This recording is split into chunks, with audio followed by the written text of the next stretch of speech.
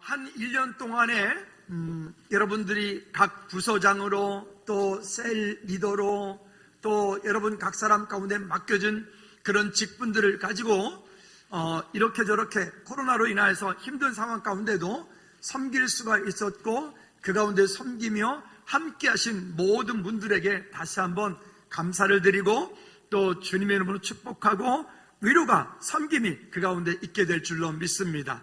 찬양팀으로 또 찬양대원으로 또 반주로 등등 우리가 각 사람 가운데 우리가 이렇게 되어지는 그 가운데는 누군가의 섬김과 누군가의 거기에 보이지 않는 수고로움들이 있어서 이와 같은 아름다운 일들을 하모니들을 내는 것이니까 우리 모두에게 다시 한번 하나님의 크신 능력이, 하나님의 크신 은혜가 넘치기를, 그리고 여러분 모두에게 정말 오늘 본문에서 이야기하고 있는 것처럼 아름다운 지위와 믿음의 큰 담력이 우리 모두에게 있기를 다시 한번 주님의 이름으로 축복합니다. 우리 좌우 옆에 분들한테 이렇게 인사합니다. 집사님, 권사님에게 아름다운 지위와 믿음의 큰 담력이 있기를 축복합니다. 시작. 여러분 모두에게 아름다운 지위와 믿음의 큰 담력이 있기를 축복합니다. 아멘, 아멘. 오늘 설교 제목은 직분을 사모하고 감당한 성도의 축복이라고 하는 말씀으로 함께 하나님의 은혜를 나누도록 하겠습니다. 지난주에 말씀을 나눌 때 후반절에서 강권하여 라고 하는 말과 부흥이라고 하는 말씀들을 잠시 나누었습니다. 그리고 그 말씀은 이 누가복음 14장 15절부터 23절까지 누가복음 4장 18절에 있는 그 말씀들인데, 그 말씀을 원래 제가 다다음 주에 설교하려고 했는데 우리 금요 찬양 예배 시간에 우리 김 전사님이 미리 설교를 해줘서 오늘 제가 되게도 수월케 감사하게 되었습니다. 자, 그 말씀을 보다 보면 이렇게 이야기가 진행이 되어져 갑니다. 거기에 큰 부자가 천국 잔치를 배설에 베풀어 놓고 그렇게 미리 사람들을 초청을 합니다. 이렇게 땅을 많이 가지고 있는 부자에게도 초청을 하고 소를 많이 가지고 있는 부자에게도 초청을 하고 곧 장가들 사람들도 초청을 합니다. 그리고 초청을 하고 나서 그들이 이제는 잔치가 될 때가 되었을 때 그의 종들이 다시 한번 그 초청되어진 사람들에게 초청 확인을 합니다. 자, 이제 잔치가 내일 모레이니 당신 오셔서 이 잔치에 함께 참여하셔서 이 즐거움에 함께 나누기 원합니다 라고 그 다른 종들이 또 그 초대되어진 사람들에게 초청을 할 때 첫 번째 거기에 나오는 사람이 내가 논을 많이 사서 밭을 많이 사서 그 논 밭을 돌봐야 되기 때문에 피치 못하여 갈 수 없으니까 양해해달라고 말합니다. 그는 부자입니다. 두 번째 사람에게 또 이야기를 합니다. 자, 초대되었는데 그날 곧 시간이 다가오니까 오라고 했을 때 그는 이렇게 말합니다. 어떡하죠? 제가 소를 5겨리를 사서 그 소들을 돌봐야 되기 때문에 갈 수가 없습니다. 양해해 주십시오. 여러분, 한 번에 소 한 마리 사는 것도 큰일입니다. 그런데 소를 5마리를 샀고 5마리를 산 것 때문에 내가 돌보아야 되기 때문에 갈 수 없어 라고 말합니다. 그도 부자입니다. 그리고 또 한 사람, 내가 장가 가야 되기 때문에 결혼을 준비하기 위해서 내가 갈 수 없으니 양해해달라고 말합니다. 그도 역시나 풍족한 사람입니다. 그런데 그 상황 가운데서 그 잔치를 배설한 부자는 다시 그 잔치를 크게 다시 배설해 놓은 그 상황 가운데서 그의 모든 식솔들에게 이렇게 말합니다. 자, 나가서 동네 어귀에서 골목에서 여기저기 다니며 거기서 병든 자, 나약한 자, 힘없는 자, 상처받은 자, 노약자 등등 그 모든 이들을 그때 쓰는 말이에요. 강권하여 데려다가 내 잔치에 그 즐거움에 함께 참여하게 하라 라고 하는 거예요. 여러분, 여기에서 큰 우리에게 도전이 있습니다. 강권한다는 말만 들으면 우리는 기분이 별로 안 좋습니다. 그런데 그 강권함의 대상자들이 어떤 사람들이냐면 아까 서론에 말씀드렸던 것처럼 그 부자들, 잘 나가는 사람들이 아닙니다. 그 강권함의 대상자들은 그 잘 나가는 사람들, 땅 산 사람, 소를 산 사람, 장가갈 사람이 아니라 거기에 강권함의 대상자들은 거기에 보면 연약한 사람들, 병든 사람들, 가난한 사람들, 먹지 못한 사람들, 헐벗은 사람들, 많이 배우지 못한 사람들, 이와 같은 분들이라고 하는 거예요. 그와 같은 분들에게 있어서 그 잔치 자리는 어떤 자리일까요? 정말 최고의 복된 자리입니다. 먹지 못했던 사람에게 잔치를 배설해 놓고 마음껏 와서 먹으라고 그랬을 때 여러분, 그들에게 그 배고픔은 얼마나 감사한 일일까요? 우리 예전에는 결혼식을 하게 되면 결혼을 어디서 한다 그러면 축의금 물론 가지고 가지만 가면서 기쁨이 있었어요. 어떤 기쁨인지 아시죠? 네, 결혼식은 주로 뷔페를 하기 때문에 결혼식도 식이지만 사실은 그거는 뭐 그렇게 중요한 게 아니고 끝나고 나서 뷔페 먹는 게 큰 기쁨이었죠. 그래서 그때 이렇게 먹습니다. 한 번 먹습니다. 두 번 갔다 오죠. 세 번 갔다 오죠. 배가 부르네요. 네 번 갔다 오죠. 많이 부릅니다. 그래 내가 가서 소화제를 먹을지언정 한 번 더 갔다 오죠. 5번 갔다 옵니다. 왜? 그때는 먹을 것이 그렇게 풍족하지 않았고 그런 다양한 음식들을 한 자리에서 먹을 수 있는 그런 환경들이 되지 않았기 때문에 그렇게 했어요. 근데 요즘에는 거꾸로 말합니다. 뷔페 가서 웬만하면 먹지 마. 괜히 배탈 나 라고 말하죠. 이제는 그런 잔치를 배설해 놓고 와서 이만큼 저만큼 와서 함께 합시다, 가서 드십시다 라고 초청을 해도 별로 거기에 감동이 없어요. 왜? 그만큼 우리의 마음들이 풍족해져 있고 그만큼 우리의 마음들이 굳이 그 음식 아니어도 굳이 그거 아니어도 여러분, 어느 순간인가 우리의 마음이 우리의 공동체가 이 땅 사는 동안에 그렇게 정말 그렇게 병들고 가난하고 힘약한 그들에게 우리의 마음은, 내 마음은 어떠할까?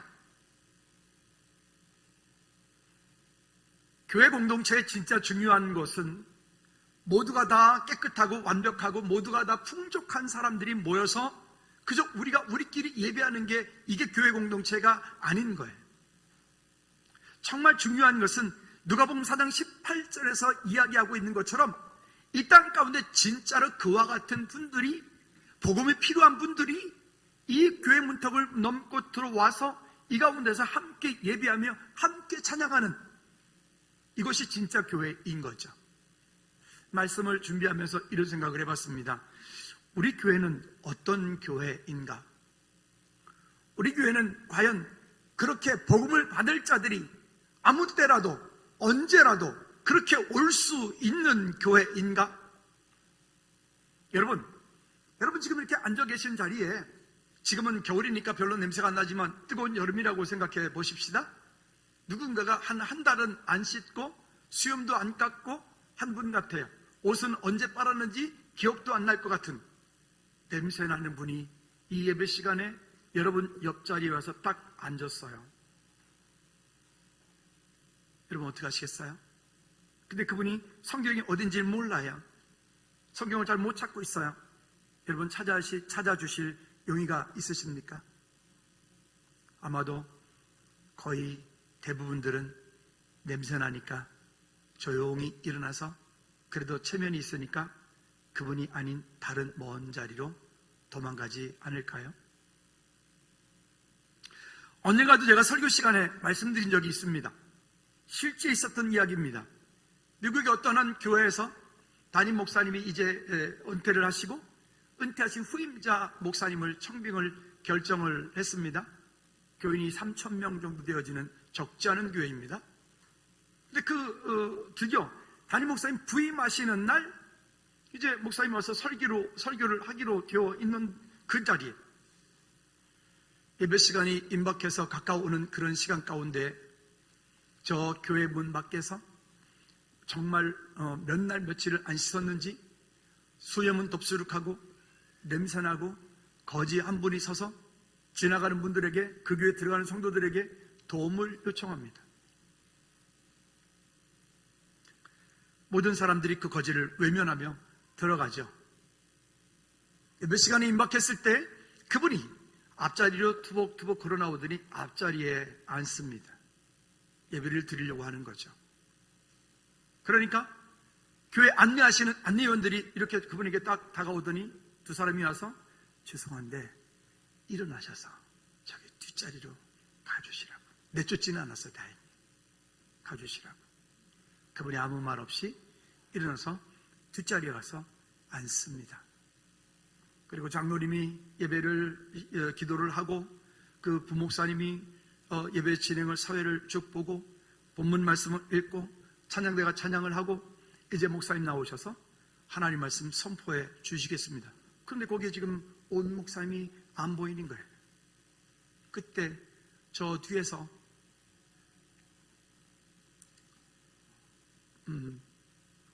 그런 정말 남루한 그분이 일어나서 걸어 나와서 앞에 강단에 서서 설교를 하기 시작합니다. 여러분들은 오늘 예수님을 내어 쫓으셨습니다. 내가 예수님은 아닙니다.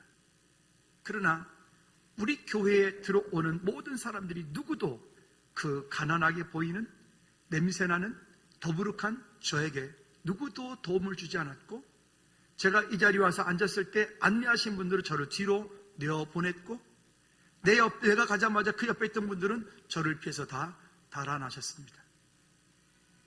이 교회는 존재할 이유가 없는 교회이기 때문에 오늘부로 이 교회는 문을 닫아야 됩니다. 이 교회는 이 땅에 존재할 이유가 없는 교회입니다.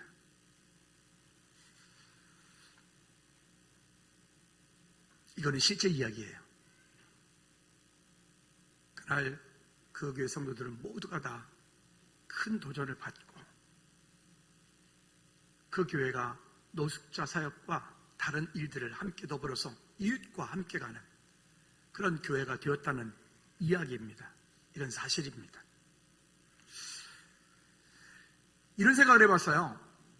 우리가 나름대로 우리끼리 모여서 좋은 일도 많이 하고 우리끼리 모여서 선교도 하고 우리끼리 모여서 뭔가도 많이 하지만 정작 우리 공동체 가운데 만일 그와 같은 분이 오셔서 내 옆에 앉는다면, 아니 여러분 말고 제 옆에 앉는다면 나는 어떻게 할까?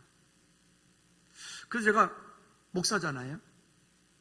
그러니까 저 나름대로는 아마도 그래도 거름카척 하면서 좀 체면 좀 떨면서 그래도 조금 이렇게 버티면서 조금 거리를 좀 두지 않을까? 저의 그런 못된 그런 마음들이 이 속에서 있는 모습들이 제가 너무 그냥 선명하게 보여지는 것이 제 마음을 되게 아프게 만들었습니다. 본문의 이야기는 우리가 잘 아는 말씀입니다. 직분을 사모하고 또 직분자가 감당을 했을 때 하나님께서 우리 각 사람 가운데 주시는 은혜가 어떠한지에 대한 것들을 이야기하고 있는 그런 본문입니다. 근데 이 말씀을 하기 전에 우리는 왜 지금 이와 같은 때에 우리는 지금 무엇을 하고 있는가? 우리 교회는 정말 살아있는가? 우리 교회에 만약 정말 그런 거지와 같은 모습을 하고 있는, 진짜 만약 주님께서 이 교회에 들어오신다면 우리는, 저를 비롯해서 우리는 그 예수님을 정말 그렇게 우리가 섬길 수 있는 그런 마음의 준비가, 그런 믿음의 준비가 되어 있을까? 우리는 어느 순간인가 누가복음 14장에서 얘기했던 그 밭을 샀던 부자와 같고요, 소를 5겨리 산 그 부자와 같고요, 결혼을 앞두고 있는 그 젊은이와 같은 우리 안에 그런 마음을 가지고 이제는 우리 마음속에, 우리 교회 공동체 가운데, 우리 부서 가운데 예수님이 거하지 않는, 예수님이 거기에 계실 수 없는 그런 자리를, 그런 공동체를 우리가 만들고 있지 않을까? 무엇이 우리를 이렇게 만들까? 오늘 풍족하니까, 먹을만하니까, 지금 살만하니까. 어렵다라고 말하지만 여러분 지금부터 30년 전, 40년 전만큼 할까요? 그 외면함들은 결국 우리로 하여금 교회의 존재 목적을 잃어버리게 만들죠. 코로나 때문에 우리가 많은 어려움들을 겪고 있어요. 오미크론이라고 하는 것이 새로 발견되었는데, 그것이 발견되었던, 숙조됐던 것이 그 선교사님 부부가 나이지리아 선교 여행을 갔다 와서, 세미나 갔다 와서 그분들이 그 거짓말을 한 것 때문에 더 많은 욕을 먹고 안타까움을 겪고 있습니다. 그 교회, 그분들이 가서 설교를 하고 섬겼던 그 교회는 성도들이 적은 교회가 아닙니다. 근데 그 교회는 그 교회가 있고, 그 다음에 그 교회 공동체 가운데 또 보니까 외국인들을 위한 예배를 따로 드리는, 그리고 그 홈페이지를 어떻게 들어가 보니까 지금은 닫혔습니다만은 거기에 많은 선교를 하고 하나님의 일을 위해서 나름 정말 애쓰고 힘쓰는 교회더라고요. 근데 그 일 때문에 지금 엄청나게 많은 욕을 먹고 교회가 폐쇄가 되었고 등등등등 일들이 일어나요. 마음이 아픕니다. 이런 마음으로 기도했어요. 하나님께서 이 교회를 통해서 무엇을 하려고 하십니까? 하나님의 영광을 위해서 이렇게 많이 했고, 하나님 나라 확장을 위해서 이렇게 선교하고 섬기는 교회인데, 이 일로 인해서 이 교회가 받을 또 상처들은, 이 성도들이 받을 상처들은 또 어떠할까요? 근데 그런 마음 가운데 이런 마음이 들었어요. 하나님께서 그 교회를 뭔가 새로운 것들을 계획하고 계시는구나. 이전보다 더욱 단단하게, 더 아름답게, 더 하나님의 영광을 위해서 쓰임받는 교회가 되게 하시겠구나 라는 마음 들었습니다. 물론 그들이 거짓말을 하고 그들이 잘못 진술한 것은 당연히 마땅히 지탄받아야 마땅할 일입니다. 여러분, 우리가 다시 한번 본질적으로 돌아가서 이제는 새로운 해를 준비하면서 우리 마음 가운데 우리 교회 공동체는 과연, 우리 공동체는, 여러분들이 속한 공동체는, 여러분 세례는, 여러분들의 부서 모임에는 과연 정말 그러할 수 있는 분들이, 처음 우리에게 오신 분들이, 그런 상처 있는 분들이, 그런 문제 있는 분들이 여러분 그 공동체 가운데서 과연 그분들은 뿌리 내릴 수 있을까? 그런 마음을 가지고 우리가 처음부터 다시 시작한다는 마음으로 우리 교회를 믿음으로 다시 세워가는 저와 여러분들 되어지기를 주님의 이름으로 꼭 부탁을 드립니다. 직분을 사모하라. 누구나 잘 아는 말씀입니다. 나름대로 그 하나님의 은혜 가운데서 각각의 그런 직분들을 사모하고 각각의 맡겨진 직분과 달란트 등등의 일들을 우리가 믿음으로 잘 감당하는 일들, 그 감당을 했을 때에 하나님께서 저와 여러분들에게 주시기로 약속한 것이 아파트 한 채라면 정말 열심히 할 텐데, 만약 은행 잔고 통장이 한 그저 100억 정도 주신다면 정말 열심히 할 텐데, 근데 성경은 우리에게 그렇게 말씀하지 않고 그렇게 믿음과 직분을 잘 감당을 했을 때 아름다운 지위와 믿음의 큰 담력을 주겠다. 이게 우리에게 주시는 상급이라고 하는 거예요. 경기를 하는 선수가 그들이 경기장에 들어가서 열심히 뛰는 이유는 우승이라고 하는 것, 그리고 그 경기의 결과에 따라서 그들이 금메달이라고 하는 것, 그리고 금메달을 따면 그들이 국가에서 연금을 주고 뭐 등등, 그들의 그것에 대한 상급이 있기 때문에 그들은 그 피나는 노력과 연습을 그렇게 할 것입니다. 근데 이 땅 사는 동안에 우리 그리스도인들에게 하나님께서 주시겠다고 약속하신 상급은 아름다운 지위와 믿음의 큰 담력이다. 결론부터 말씀드리면 이 아름다운 지위라고 하는 것은 몇 가지 의미들을 담고 있는데, 첫째는 성도들로부터 존경을 받는다라고 하는 그런 의미를 가지고 있습니다. 되게 중요한 이야기입니다. 어떤 한 분이 인생을 살다가 주님 부르셔서 돌아갔을 때, 그는 참 하나님과 동행하는 믿음의 사람이었다라고 고백할 수 있다면 그는 최고로 아름다운 사람이 될 것입니다. 또 두 번째 의미가 있는데, 자신의 믿음이 스스로 성장되어지는 것을 본인 스스로가 기쁨과 감사로 여기는 은혜가 있는 사람들입니다. 세 번째는 예수님께서 이 땅 가운데 다시 오실 때에 최후의 심판 때 받을 상급이 있는, 그것을 아름다운 지위다라고 말씀을 하고 있습니다. 마태복음 25장 21절 이하에 보면, 잘하였도다 착하고 충성된 종아, 내가 적은 일에 충성하였으며 내 주인의 즐거움에 참여할지어다.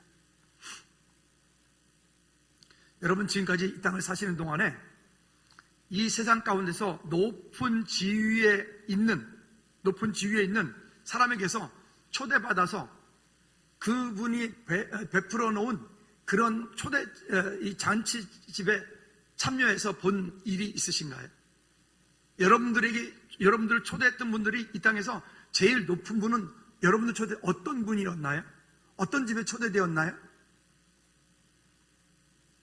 어제 저기 김모 아이가 유명한 뮤지컬 가수를 가서 만나고 와서 되게 기쁘고 즐거워서 막 그것을 얼굴에 막 뭐 이랬어 이런 얘기를 하더라고요. 또 우리 집사람 아는 어떤 분은 강남의 어떤 큰 교회의 권사님이신데 거기는 교인이 엄청 많습니다. 10,000명이 넘어가는. 근데 주일날 예배 끝나고 나다가 담임 목사님이랑 악수했다고. 그 악수한 것이 너무 감격해서 손을 못 씻겠는 거죠. 여러분, 제가 이따 그거 끝나고 갔을 때 제가 악수해 드릴게요. 스스로 교주 만드는 거죠. 여러분 한번 생각해 보실래요? 마지막 때에 하나님께서 천국잔치를 베풀어 놓으시고 그 천국잔치 가운데 우리가 함께 초대되어서 이렇게 말씀해요.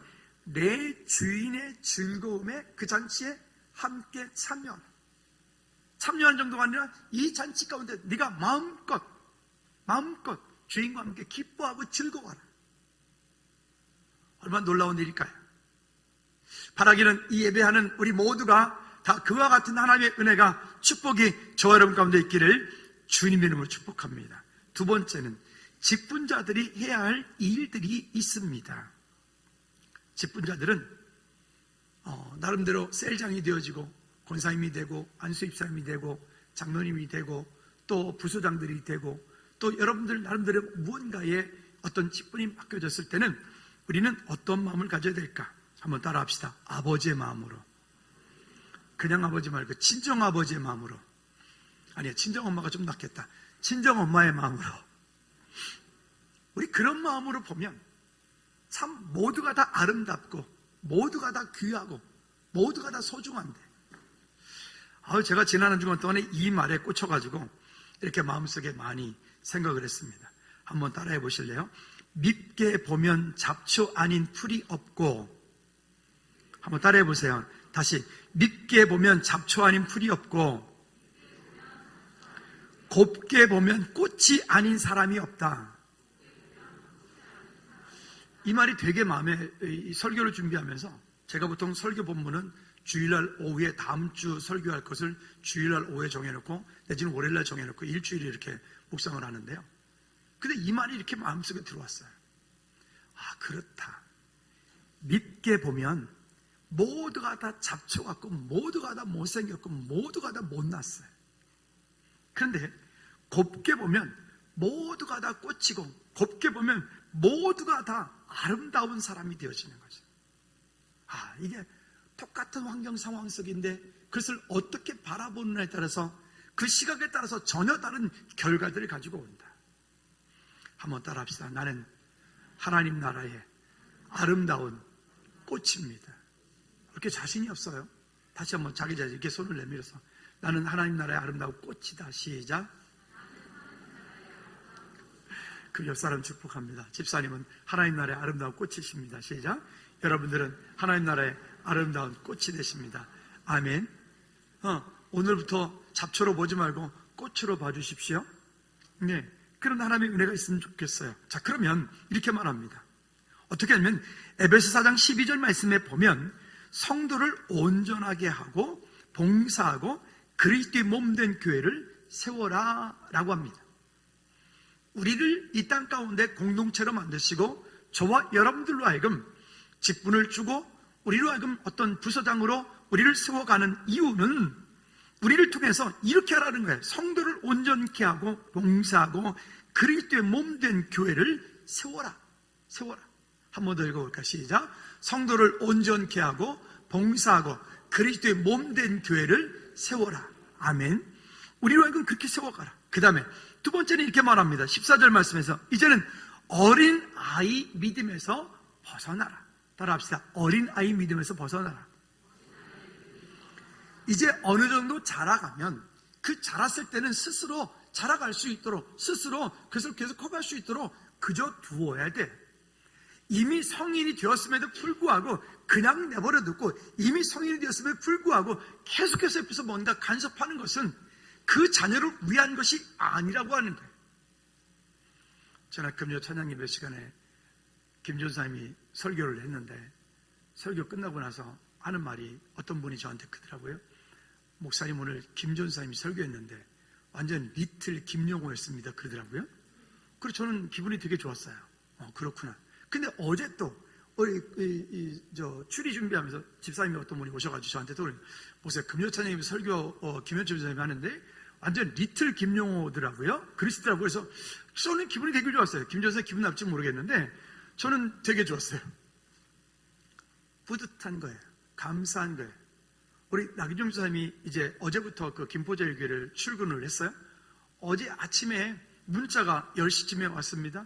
목사님, 지금 김포제일교회로 출근하고 있는 중인데 지금 구리로 가야 될 것 같은데 제가 지금 김포로 가고 있습니다. 한 분 한 분, 한 사람 한 사람이 믿음으로 세워진 그분들이 또 어느 순간인가 이렇게 자기 길을 갈 때 그것을 바라보는 저로서는 참 마음이 흐뭇하고 기쁘다. 마치 제가 그런 어떤 다 한 건 아니지만은 그런 예인선의 역할들을 내가 잘 감당했구나 라고 하는 생각이 듭니다. 저도 원래 이렇게 지금처럼 이렇게 넥타이도 매고 양복도 입고 이렇게 무스도 쫙 바르고 원래 이렇게 폼나는 사람은 아니었어요. 강원도 양구의 동면의 지성리에 촌놈 중에서도 촌놈, 어릴 때 이 추운 겨울에도 여름바지 입으면서 이렇게 핑계를 댔죠. 원래 남자는 겨울에 겨울에 겨울바지 입는 거 아니야. 남자가 가오가 있지. 이러면서 겨울에도 여름바지 입고, 그리고 얼음판에서 썰매를 타고 뭐 이렇게, 사실은 없어서 입은 건데, 돌이켜보면 어린 시절에 저를 저되게 만들었던 분들이 계셨어요. 교회 학교 선생님, 우리 집사님들, 그 중에 한 분이 여기 우리 최옥순 권사님, 또 우리 시골교회 목사님. 제가 고등학교 때 엇나갈 일이 있었거든요. 엇나갈 때 목사님한테 불려가서 목양실에서 야구바타로 한 20대 맞았어요. 요즘 그렇게 하면 뉴스 나오겠죠. 근데 그때는 그게 사랑이었어요. 만약 그때 그분들이 저를 포기하고 저를 내려놓았다면 아마도 제가 이렇게 오는 데는 더 많은 시간을 돌아서 이렇게 왔을지도 모르겠습니다. 오늘 내가 이만큼 되어진 것은 나 혼자 되어진 것이 아니라 그렇게 함께 섬기고 그렇게 함께 온 누군가가 있었기 때문에 오늘 우리가 여기 온 거죠. 즐거운 교회 20년 오는 동안에도 마찬가지입니다. 저기 교문동에 처음에 그 지하 40평 진짜 귀신 넣을 것 같은 그런 집 개척해가지고 공사해가지고 거기서부터 시작해서 여기까지 오는 동안에 그때부터 지금까지 늘 함께 하신 오늘 권사님 기도도 하셨는데, 원래 권사님은 아들 찾아왔다가 코가 끼가지고 이렇게 순간순간마다 하나님의 은혜가 아니고는 다 이것을 표현할 수 있는 길이 없다. 주일학교 아이들이 주중에 교회 와서 많이 놉니다. 방에 가서도 놀고 어지럽혀기고 컵라면도 먹고 여기저기 버리고 가고 뭐 그렇습니다. 잔소리는 제가 합니다마는 마음 가운데 이런 기쁨이 있습니다. 저 아이들에게 즐거운 교회는 모교회가 되겠구나. 그 아이들 기억 속에 우리 교회는 참 좋은 교회였어. 우리 교회는 내가 그때 어릴 때 다니는 그 교회는 이 아이들이 여기에 평생 있을런지 아니면 성인이 돼서 어디 다른 데를 갈런지 모르겠지만 그 아이들이 그때 나 어릴 때 매주 수요일마다 찬양하느라고 그때 참 좋았는데, 이런 기억들, 이런 마음들, 그러면서 세워져 가겠죠. 여러분, 여러분들이 이 자리에 앉아있기까지 누군가가 여러분들을 그렇게 세웠고, 누군가가 여러분들을 위해서 기도했고, 누군가가 우리가 함께 이 가운데 있기 때문에 우리가 여기에 있다는 것. 그래서 13절부터 16절까지 말씀을 보면 우리가 어떻게 해야 되냐면, 성도가 연합하여 그리스도의 장성한 분량에 이르기까지 함께 동력해야 된다고 말합니다. 나 혼자 잘 먹고 잘 살면 되는 게 아니라, 누군가가 어려울 때, 연약할 때 그 연약한 그분들과 함께 올 수 있는, 함께 기뻐하고 기도할 수 있는, 함께 축하할 수 있는 그런 하나님의 은혜가, 도우심이 있기를 주님의 이름으로 축복합니다. 할렐루야. 세 번째는 그러면 직분자, 성도의 자세와 축복입니다. 자, 17절 말씀에 보면 이렇게 말합니다. 그래서 이 땅을 사는 동안에, 그 후반절에 보면 그 마음에 허망한 것으로 행함같이 하지 말라. 그 마음에 허망한 것 같이 행하지 말라. 참 이 땅이 부질없다, 덧없다. 참 그냥 어떤 때는 지난 주간 동안에 그런 마음이 또 있었어요. 그 박상모 집사님이 갑작스레 이렇게 그런 돌아가시는 그 일, 저랑 동갑이신데 그 일 때문에 마음이 제가 막 짓눌려지는 그런 마음이 있고, 좀 더 좀 찾을 걸, 믿음셀에서 함께 하려고 무던히 애를 썼는데 안타까운 마음이 있습니다. 여러분, 후회는 우리가 누구나 다 합니다. 그런데 후회하기보다 우리가 먼저 그런 마음이 있을 때 함께 좀 더 돌이켜보고 돌아보고 섬길 수 있다면 더 좋겠다는 마음이 듭니다.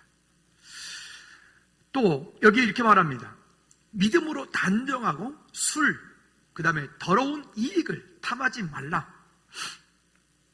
여기 우리 본문에서는 8절 중반 후반절에 보면 술에 입막히지 아니하고 라고 말하니까, 그러면 술을 먹어도 되는가 보다.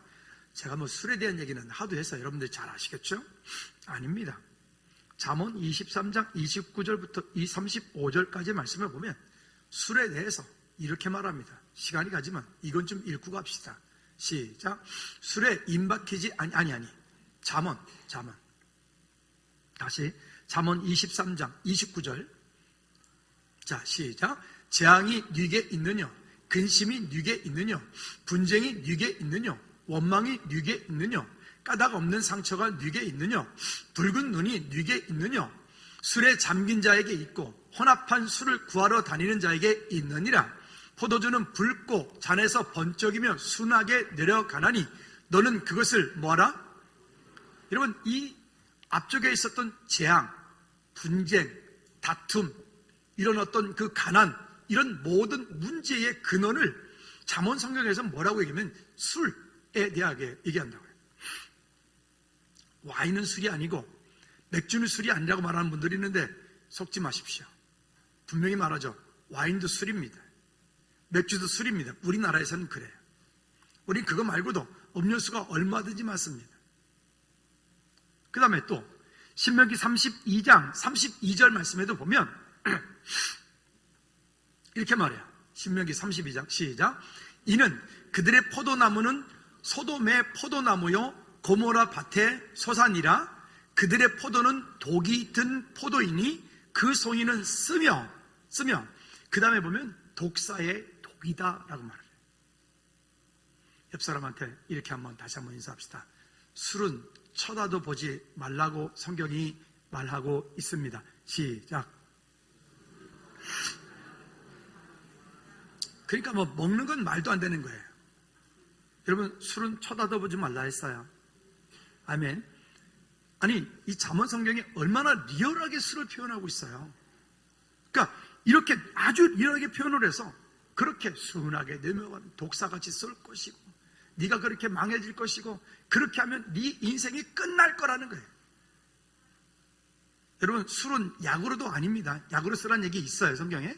근데 죄송한데 우리나라는 그 술 먹는 것보다 더 좋은 약이 더 많아. 그러니까 쓸데없는 소리 하지 말아요. 목사님, 제가 저녁마다 그저 혈액순환을 위해서 웃기지 말아요. 그냥 약 드셔. 술 가지고 타협하려고 하지 말아요. 왜 아멘 안 해요? 자, 에베소 4장 27절 말씀에 그래서 이렇게 말해요. 따라합시다. 마귀로 틈타지 못하게 하라. 자, 그러면 우리에게 또 뭐라고 얘기하느냐? 에베소 4장 22절 24절 말씀에 보면요, 날마다 옛사람을 벗고 새 사람을 입으라 라고 말합니다. 그러니까 하나님의 은혜 가운데서 세상의 유혹의 욕심을 따라 벗어가는 그런 옛사람을 벗어버리고, 그리고 너희는 심령이 새롭게 되어 하나님을 따라 의와 진리와 거룩함으로 지으심을 받은 새 사람을 입으라. 하나님의 말씀이 우리 삶 가운데 날마다 공급되어지고, 그 공급되어진 은혜로 인하여서 찬양하고 기뻐하고 하나님께 영광 돌리는 일들.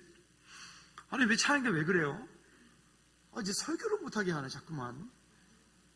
오늘도 그냥 아주 제가 누르느라고 이렇게. 너무 감사해요. 아마도 그동안에 못했던 그런 은혜들이 이제는 막 묻어서 나오는 것 같은 그런 말이 들어서 더 감사해요. 여러분, 우리 지금 할 수 있을 때 마음껏 하나님 찬양하고, 할 수 있을 때 기도를 멈추지 않고, 할 수 있을 때 말씀을 보고 그 가운데 승리하는 저와 여러분들 되어지기를 주님의 이름으로 꼭 부탁을 드립니다. 자, 그러면 디모데전서 3장 13절에서 말씀하고 있는 것처럼, 그래서 우리로 하여금 이와 같은 믿음을 가지고 있을 때 13절에 집사의 직분을 잘한 자들은 아름다운 지위와 그리스도 예수 안에 있는 믿음의 큰 담력을 얻느니라. 아까 그 아름다운 지위에 대해서 말씀을 드렸습니다. 성도들로부터 존경받는 믿음의 사람, 또한 자신의 믿음이 성장되어지는 사람, 또한 주님 이 땅에 오시는 날에 그 최후의 심판 때에 그 앞에 섰을 때 상급을 받는 믿음의 그 은혜를 바라보고 오늘 우리에게 맡겨진 일들을 믿음으로 갖는 사람, 또한 믿음의 큰 담력이라 그랬습니다. 이것은 이 땅에 사는 동안에 예수 그리스도를 믿는 믿음으로 말미암아 이제는 내가 어떠한 어려움을 당하더라도 기꺼이 그것을 이겨나가겠다. 어려움을 당하더라도 기꺼이 이제는 주님으로 인하여서 나는 예배를 멈추지 않겠다. 찬양하겠다. 하나님 앞에 믿음으로 결단하고 고백하는 저와 여러분들, 하나님의 능력으로 충만케 되어진 충만함이 우리 가운데 있기를 주님의 이름으로 꼭 부탁을 드립니다. 골로새서 1장 9절부터 12절까지 말씀해 보면, 그래서 이와 같은 일들을 우리가 믿음으로 이루어갈 때 이제는 우리에게 이렇게 말씀을 합니다. 같이 한번 읽어보도록 할까요? 골로새 1장 9절 시작. 이로써 우리도 듣던 날부터 너희를 위하여 기도하기를 뭐하지 아니하고 기치지 아니하고. 기도가 멈춰질 때 이제는 우리 안에서 자꾸 영적으로 하나님과 점점 멀어져 가기 시작을 해요. 기도가 멈춰질 때 영혼을 향한 뜨거운 열정이 사라져요. 기도가 멈춰질 때 우리 속에서 찬양이 자꾸만 끊쳐져 버려요. 기도가 멀어져 갈 때 우리 안에서 자꾸만 세상을 향한 비판하고 자꾸 두려움들, 원망들, 근심과 걱정들이 와요. 근데 그런 것들을 기도를 그치지 않고 하나님께 나아갈 때 하나님께서 우리에게 이렇게 말씀하십니다. 다시 기도를 시작. 기도를 그치지 아니하고 구하노니 너희로 하여금 모든 신령한 지혜와 총명에 하나님의 뜻을 아는 것으로 채우게 하시고 주께 합당하게 행하여 범사에 기쁘시게 하고 모든 선한 일에 열매를 맺게 하시며 하나님을 아는 것에 자라가게 하시고 그의 영광의 힘을 따라 모든 능력으로 능하게 하시며 기쁨으로 모든 견딤과 오래 참음에 이르게 하시고 우리로 하여금 빛 가운데서 성도의 기업의 부분을 얻기에 합당하게 하신 하나님께 감사하게 하시기를 원하노라. 아멘. 여러분, 그래서 우리가 이 땅 사는 동안에 그리스도인으로서 그저 직분만 받아서 되는 게 아니라 직분을 받았다면 그 받은 직분을 믿음으로 잘 감당할 수 있도록 하나님의 은혜를 구하십시오. 그리고 하나님께 도우심을 구하십시오. 그리고 그 직분을 받았을 때 받은 것을 여러분들 직분을 믿음으로 잘 감당했을 때 하나님께서 우리 삶 가운데 이 놀라운 아름다운 일들을 부어주실 줄로 믿습니다. 마태복음 25장 21절 이하 말씀 읽히고 함께 마치도록 하죠. 다시 한번 읽어보면 시작. 그 주인이 이르되 잘하였도다 착하고 충성된 종아, 내가 적은 일에 충성하였음에 내가 많은 것을 내게 맡기리니 내 주인의 즐거움에 참여할지어다 하고 내가 2 달란트 받은 자도 와서 이르되 주인이여 내게 2달란트를 주셨는데, 그 다음에 여기까지인가요? 보소서 내가 또 2달란트를 남겨나이다. 아멘. 내가 달란트가 많다 적다는 중요치 않습니다. 내가 1달란트 받았으면 1달란트 남기십시오. 2달란트 받았으면 2달란트 더 남기십시오. 5달란트 받았으면 5달란트를 더 남기십시오. 그리고 착하고 충성된 종아, 내가 적은 일에 충성하였음에 내 즐거움에 참여할지어다 라고 하는 칭찬받는 저와 여러분들 되어지기를 주님으로 축복합니다.